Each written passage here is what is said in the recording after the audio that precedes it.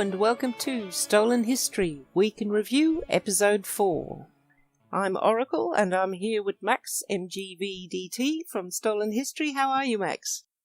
I'm good, thank you for having me, Oracle.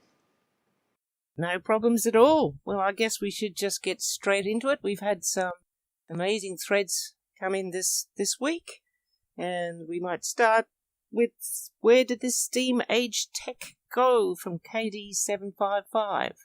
Any thoughts on this thread? I thought it was a very interesting one. I definitely recommend everybody to look into it and look into it a little deeper as well. I've been looking at the Ariel steam carriage from 1842, for example. Definitely Google that one.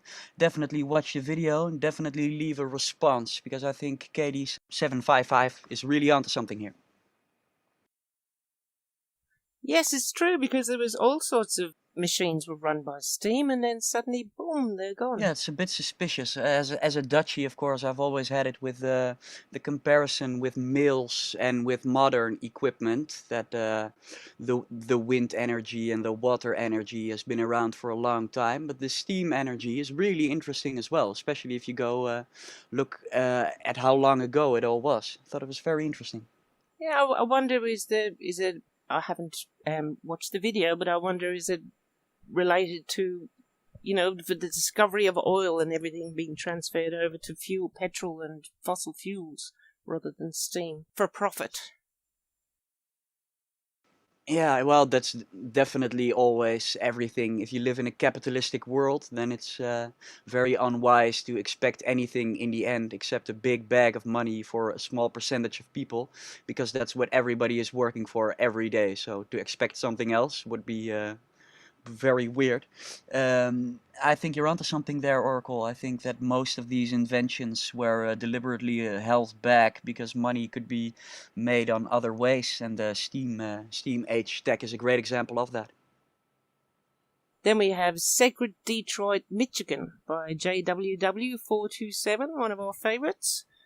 He's posted a video. One of our favorites indeed.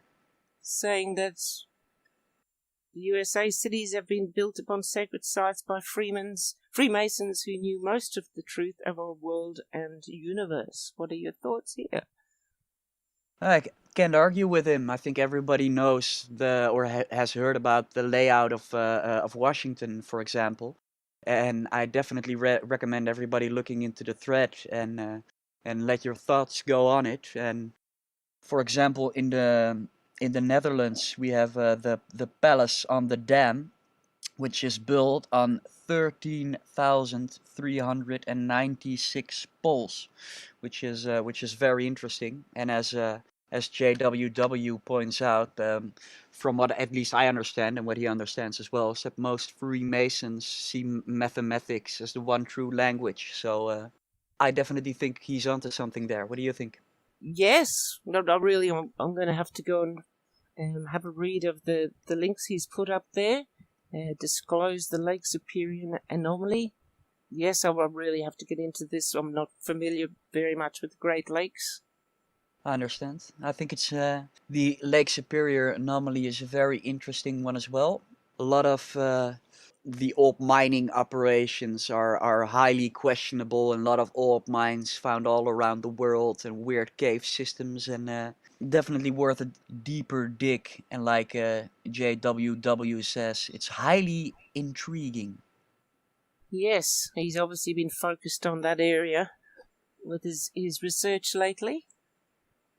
Yeah, that's funny. It's not really related to this threat, but I've always been interested in the underground tunnels underneath European cities, and especially in the Netherlands, because it's more close to home, so I can do a little more research there. And the other day, I read that some of the walls from the tunnels were 8 meters thick, and that was assumably from a time where everybody had to make every brick by hand. Wow. Yeah, 8 meters thick, that sounds to me like it's a bomb shelter. Oh, yeah, so maybe, water? If it's massive water under a lot of pressure? Yeah, Perhaps that's. they run underneath rivers and small canals as well. I remember when they first put the tunnel in across the channel between England and France, and I just thought, my God, who on earth is going to be mad enough to travel underneath all that weight of water? But obviously people do. Personally, I prefer to fly. Yeah, I can imagine. I can imagine. It's very interesting, especially how people would have dug it out back in the times. It's Exactly, yes. highly suspicious. A very good thread. We're always told that these things are done by masses and masses of human manpower, which really is just ridiculous when you look into the details. Biblical matters, according to Biglino. I think that's how you Yes, pronounce it. right. And this is by one of my favourite, Silver Yu, always puts forward a great presentation with his threads. Yeah, clear layout as well. It's very interesting. Mauro Biglino is a very interesting take on the Bible. Yes, a very interesting man, very wise man. Very cool to listen and to see his explanations on everything. And of course, nobody claims this is how anything happened. But whenever you have the spare time, I definitely recommend checking out some of his vids. Do you have any thoughts on it, Oracle? Yeah, I'm just having a quick look here now. It's basically the Bible forbids people to give blood.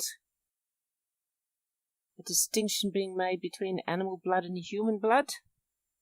Do not eat it either alone or mixed with meat. Animals must be slaughtered according to the procedure which causes all the blood to come out, so it cannot be cooked together with the meat. So, yes, I'm guessing I haven't watched the video yet again. Yeah, I agree. I think Maro has a lot of interesting points here, and of course, when for me myself, I read Old Dutch Bibles as well, and it's very interesting to see what changed in a few hundred years in the Bible, and some people throw it as translation errors, which as a translator myself, I can definitely understand why that would happen. However, I do not understand why people would not um, adjust their mistakes.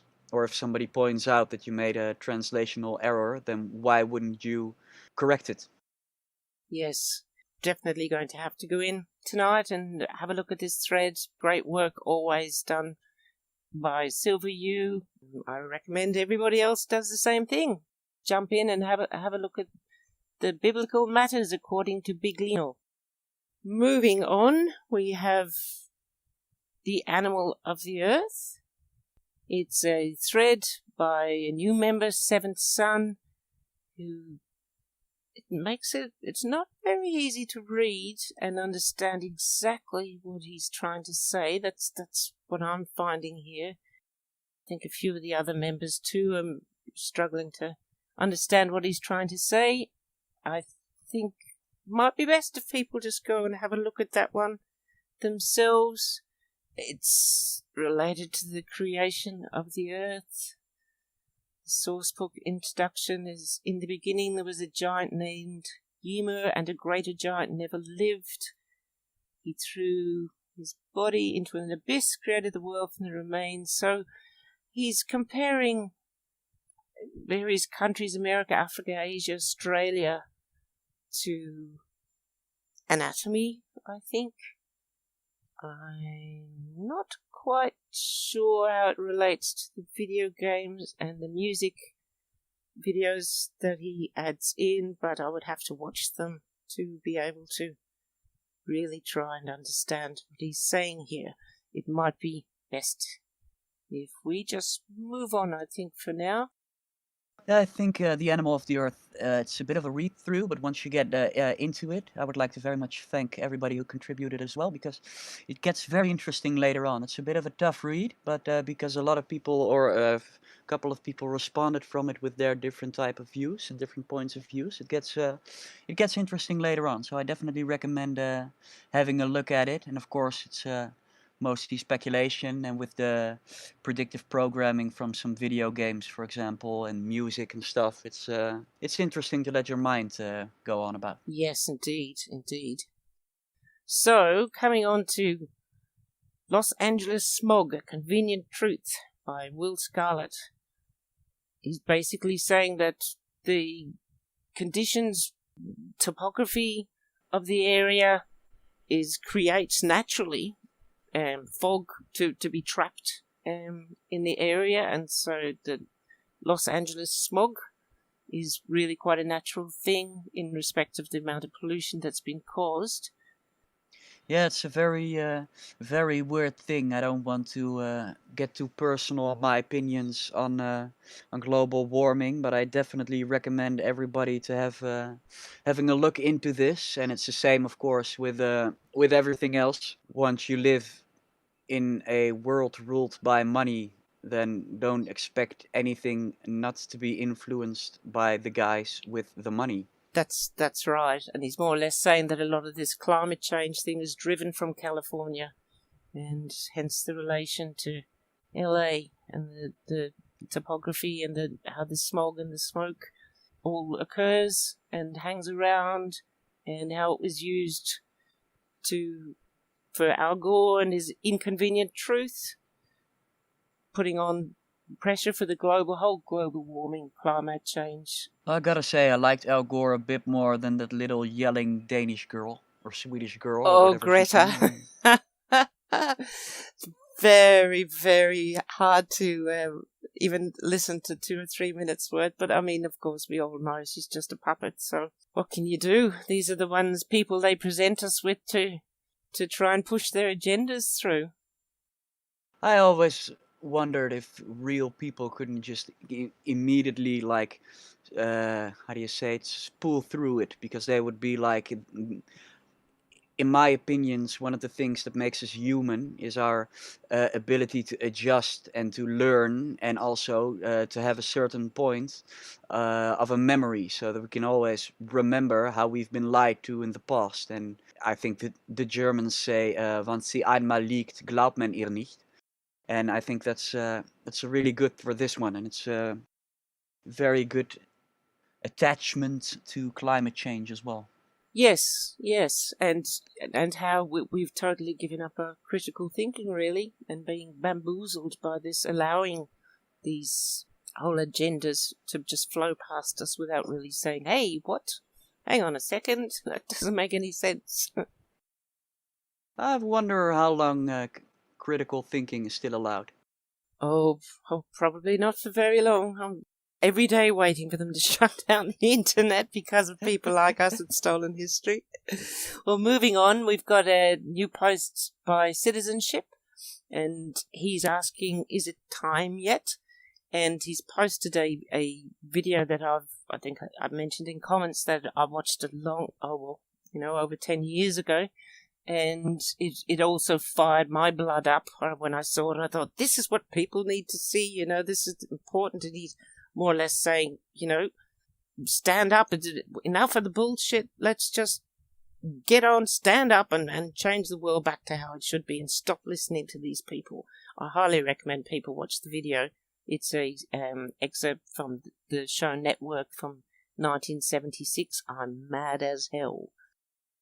Yeah, good post. Very good, clear point as well. It's sort of when you're feeling down, it's all getting on top of you. It's good to watch because you think, oh, yes, it sucks you back up again to try and not be overwhelmed by everything.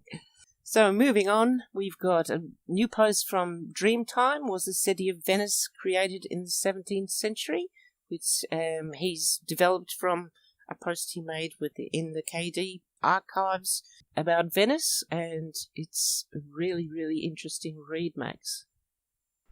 I agree. It's has a lot of great points as well. The first time I was completely sucked into Stolen History was because of the Pompeii thread by Corbin Dallas in the old version of the website, and it I think, along with the Leaning Tower of Nevyansk, it's one of the better and more easily recognizable stories on which, as soon as you dig into it and you start to dissect it, then you have to come to the conclusion that something is very, very off. And as soon as these 16 or 70 century books are off and the information is off, then suddenly you have to start doubting everything that comes along with it as well. Yes, this Venice thing is fascinating because of how it was built, and Dreamtime is more or less thinking along the lines of that it was built on the former city that was there and possibly got wiped out in a cataclysm, and they've just rebuilt. They've built Venice on top of the remains. Altinum, Yeah. the city Altinum. I definitely think people should check it out. I also want to give a little shout out to my Dutch countryman Ridder, who added these two amazing pictures of the stairways going down inside the channel. These amazing pictures. Yeah, I think they are quite telling. Yes, so folks, just got to go and read this thread because it's really too much there. You need to look at it yourself. With wise words. We're coming up to one of my favourite posters, Catalyst, who's finally posted a post I've been waiting for when he promised we'd be looking at a part 2 of The Lost Key, which is all about the ancient or perhaps not so ancient technology. You need to read the first part of Lost Key, The Lost Key Part 1, to really to see where he's getting at here. He posted this just after I was last in, so I haven't actually read this thread, and I'm very excited to go in later on and have a read, because I love this stuff. You and I and Luddite, we all three of us love this stuff, and Catalyst does some amazing posts. So in this section, with regard to before, he was talking about the towers and the various devices and the lingams, and now in part 2 he's concentrating on the use of crystals and the power of crystals and how they were used in these devices. Fascinating stuff, Max. Absolutely fascinating. I couldn't agree more with you. Definitely recommend everybody takes a long time to look into this, because Catalyst really, really, really knows what he's talking about, and he has a lot of very good comparisons. And like you said, when I started personally on The Lost Key Part 1, I got sucked into the YouTube section of the Maureen Provan. I'm sorry if I pronounced that wrong. Amazing YouTube channel. Definitely go check it out. He has a lot of interesting research, and what for me also was very cool to see was the difference all around the world on how people, on how local governments and local institutions try to silence some of the information and some of the, I'm gonna call it tech, how they try to destroy it. And you can see that in some countries they have clearly been doing a more thorough job than in others. And I really appreciate Catalyst looking into it like this. Amazing post. Yes, me too. And he comes across, he really digs deep and brings out some fantastic photos and pictures, because, as you say, now that so many things have been destroyed, you can find in old pictures and a lot of the stuff that they've tried to destroy, but they're still there in old pictures. Yeah, I agree. Yeah. And also, please check out tartaria.info. Of course, their website has some amazing information on there as well. Keep in mind that most of the articles are in Russian, so. Yes, and I'm very, very grateful for Catalyst for doing the translations. This is his own work and bringing it to us here on stolenhistory.net. But tartaria.info is a fantastic site, so yes, definitely people should go and visit. Well, to wrap things up for the night, morning in your case, we will finish up with the latest post, which is the mysterious death of Friedrich Schiller. I hope I pronounced that correctly. Dreamtime. I've only got schoolgirl German.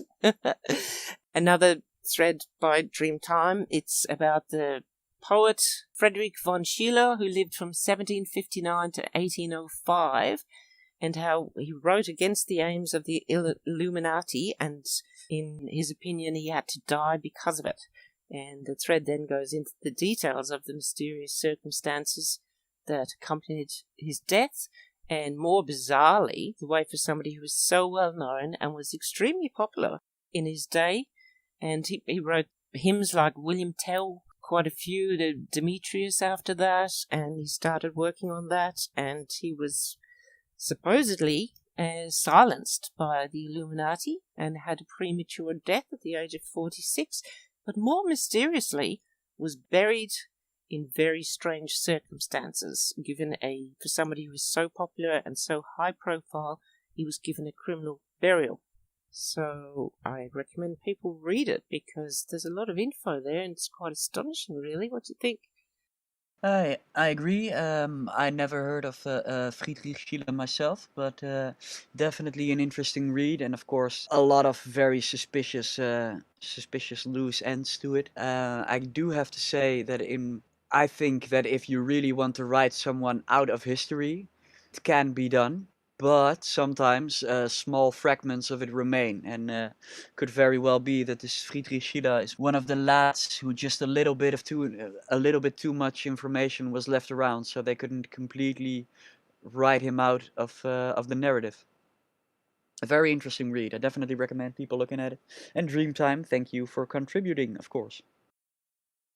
Yes, so we might wrap it up there, Max. That's the sort of picks of the week, new threads from last week, and we probably have Luddite back next week for you people. And I've thoroughly enjoyed our night tonight, Max. Same here. Really looking forward to looking at some of these threads in more detail. Yes. Well, thank you very much for hosting. Thank you for inviting me. Thank you everybody for listening, and I hope you all have a great day. Bye-bye. Bye-bye.